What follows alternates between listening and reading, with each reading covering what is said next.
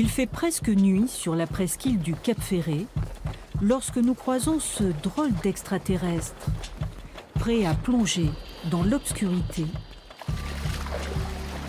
Car au Grand Bleu, Frédéric Lamotte préfère le grand noir pour réaliser des photos éclatantes de couleurs.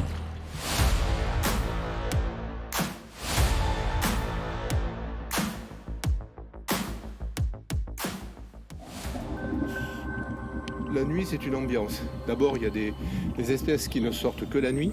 Les poissons sont calmes, il y en a même qui dorment. Et puis, le fait d'être tout seul la nuit, en fait, je ne sais pas aller vers les espèces et c'est elles qui viennent me voir. Pendant 2 heures, il devient l'unique témoin d'un spectacle aquatique insoupçonné. Mais au-delà des apparences, ses modèles préférés sont presque invisibles. Ils ne mesurent que quelques millimètres. Et pour saisir l'infiniment petit dans le noir, le plongeur s'est confectionné tout un attirail, axé sur la qualité du grossissement et de l'éclairage. La complexité de ces photos, c'est que c'est tout un matériel à préparer. Alors cet appareil, c'est un petit compact. C'est quand même un appareil qui vaut le prix d'un réflexe malgré tout. Ça, c'est un flash. Je vais aller chercher la lumière de mon flash avec une fibre optique qui va aller directement sur mon sujet. J'ai besoin d'énormément de lumière, donc il faut vraiment que la lumière soit très très proche.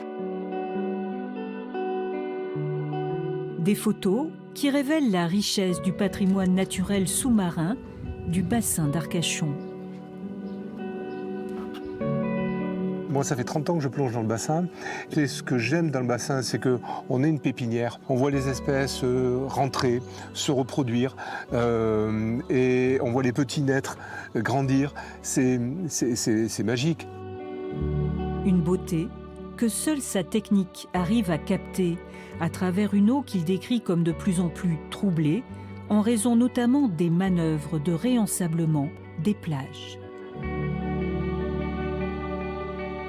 Je vois plus de couleurs dans le bassin d'Arcachon que dans le lagon de Tahiti où j'ai plongé.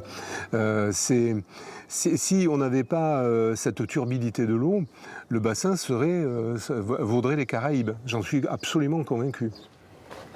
Défendre le bassin d'Arcachon, sa flore et sa faune sous-marine, c'est l'un des messages qu'il envoie lors de ses expositions, comme ici, dans cette cabane d'ostréiculteur.